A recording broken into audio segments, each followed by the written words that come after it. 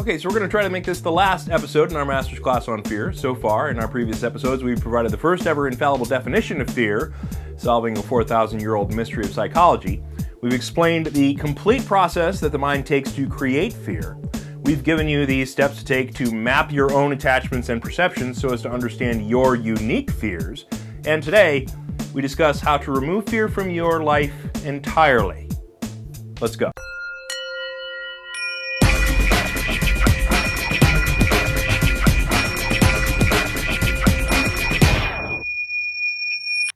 Welcome to the I Am podcast presentation of a master's class on fear, part 5.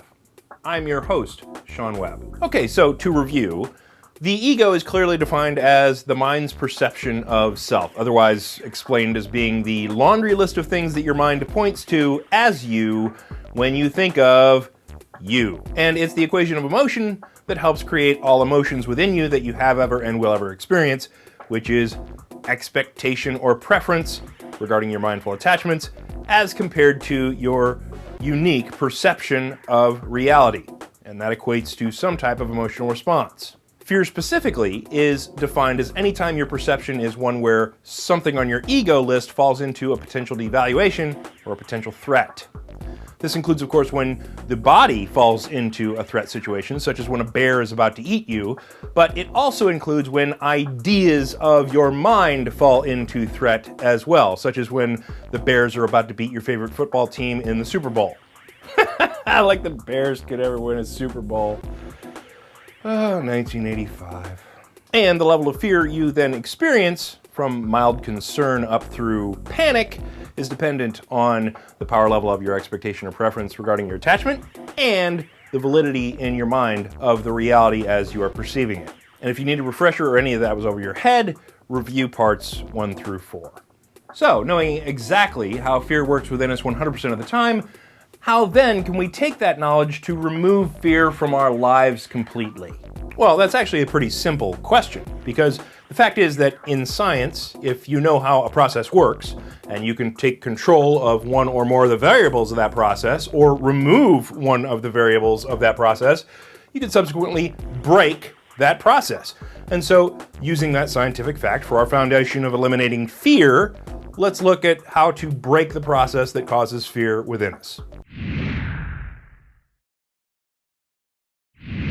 Okay, so the fear process is, of course, predicated on 2 variables, both of which we can control.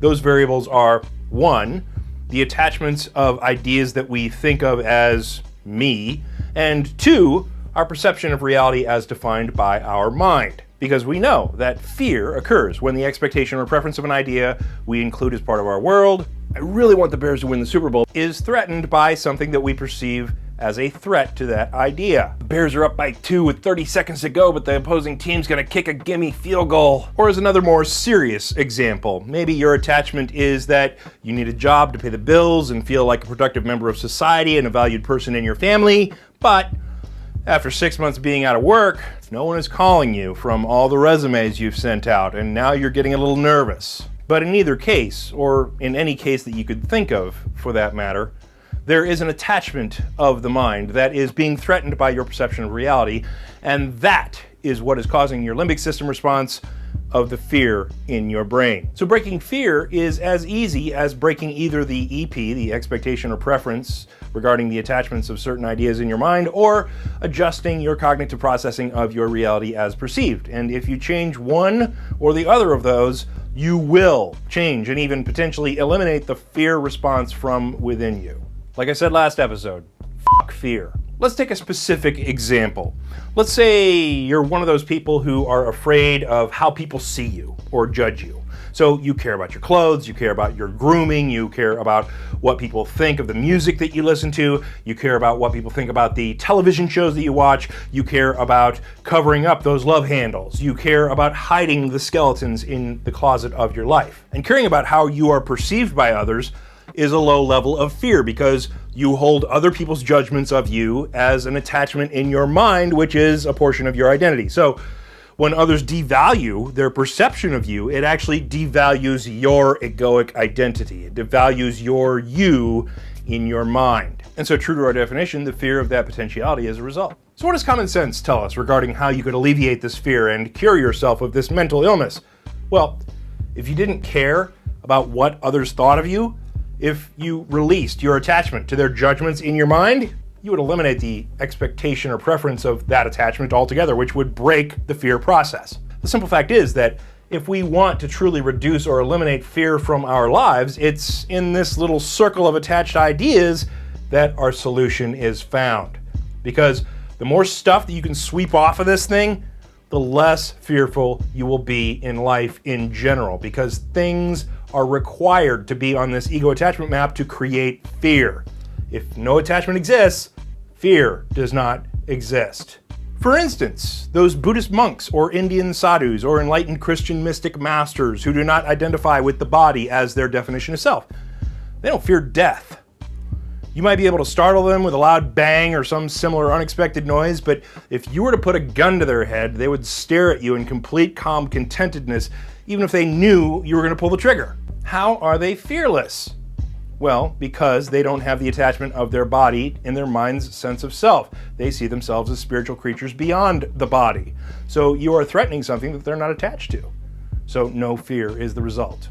So just like you being afraid of how people see you, maybe, if you remove that attachment of how others see you as a reflection of how you see you, then you can walk out into the world and be you without the fear of others negatively judging you. You can then see their judgments as what they are, a reflection and representation of them, not a reflection and a representation of you. If you don't have the attachment, you will not feel the fear of their judgment, and it will not rule your life or influence any of your decisions. Okay, so here's the big question. How do we remove attachments from our mind's ego attachment map? If it were really that easy, we would just all do that and then get on without fear in our lives, right? Well, here's what's working against us there.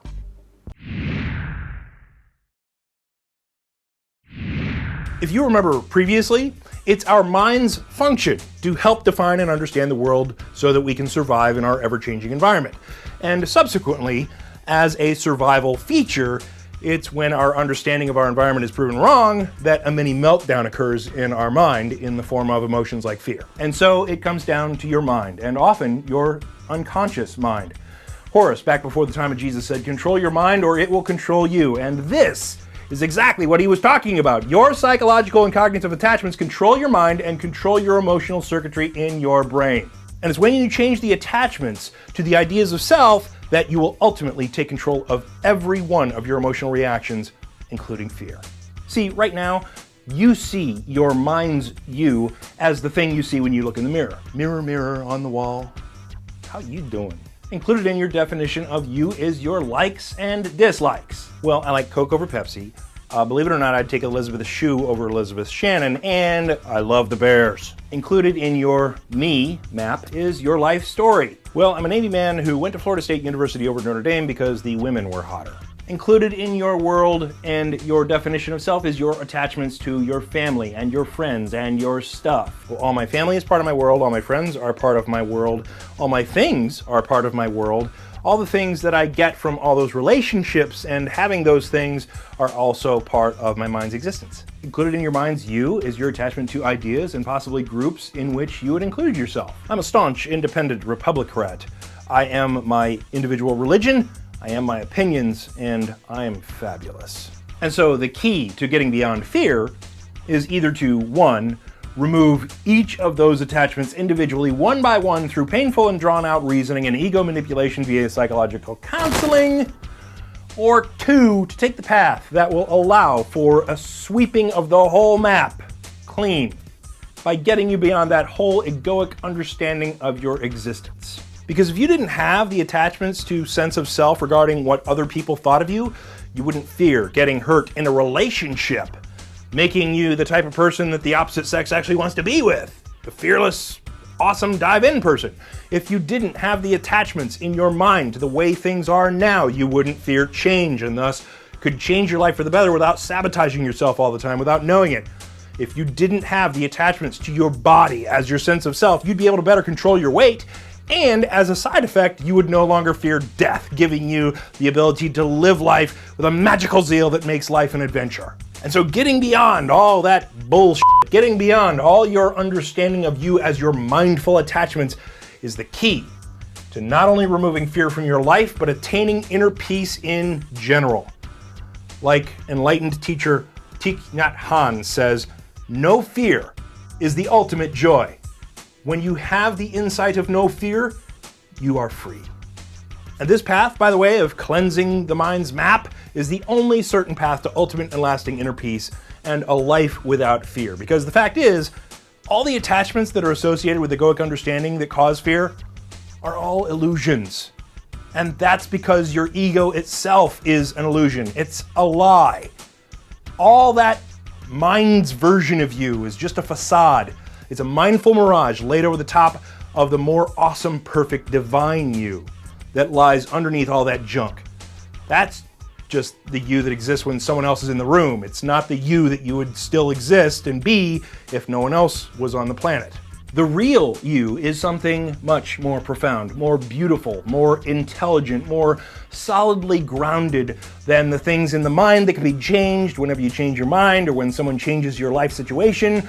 The real you is something that cannot be affected by the world or its challenges. The real you is fucking fearless. And the real you is something that can be experienced through the discipline of mindfulness meditation and or contemplative prayer and or yoga and or fasting and or psychedelics and or dancing and or one of the numerous global disciplines designed to show you, without someone else having to tell you, what exists beneath the false you of your mind. It's something that you experience and subsequently know as truth. Because it's only when you see the real you beneath the false you of your mind that you will then be able to replace the false you of your mind with your understanding and experience of the real you, which is when all your mindful attachments are removed, and which is when fear is then removed from your existence completely and permanently. Now, through meditation and contemplative prayer, I experienced the phenomenon of what is called spiritual enlightenment, which is one of those experiences that can show you your real you that replaces your false you in your mind. So, now my life is one without the influence of fear. Just like Pema Chodron, Adyashanti, Eckhart Tolle, the Dalai Lama, Thich Nhat Hanh, Deepak Chopra, mostly. I love you, Deepak. And thousands of unspoken others, by the way, you could put a gun to our heads and we most likely wouldn't flinch. That's because we understand the spiritual existence that exists beyond this body's life. If you discover the secret of your true self beneath your false self, you will be able to do the same. You'll be all like Obi-Wan Kenobi in Star Wars. If they strike you down, you'll become more powerful than they can possibly imagine. Yeah, I'm a little crazy, but I'm not lying to you. This stuff is the basis for the inscription of the Temple of Apollo at Delphi. Know thyself. And if you do learn the secret of uncovering your true self, you will reduce and potentially eliminate not just fear, but anger and all its variations, sadness and all its variations, worry, regret, and that stone-cold, scientifically proven health and body killer, stress. So here's what you need to do. If you're already registered at the website, don't worry about it, you're already covered. But if you're not, go to iampodcasts.com and enter your email address in the upper right of the page. I'm going to start a class soon regarding getting down into that deeper true self that underlies the false self of the mind. I haven't yet decided whether or not we're going to charge for the class, so it might wind up being free, as everything else has been up until this point. And so please go and check that out and sign up so that you can be kept up to date on what we're going to do with that. And so we'll conclude this master's class on fear with this step-off point to the next phase of our journey. In the next episode, we'll slide back into our regular scheduled topics, and I hope you'll join us for that. And for the I Am Podcast Master's Class on Fear, I am Sean Webb. Peace.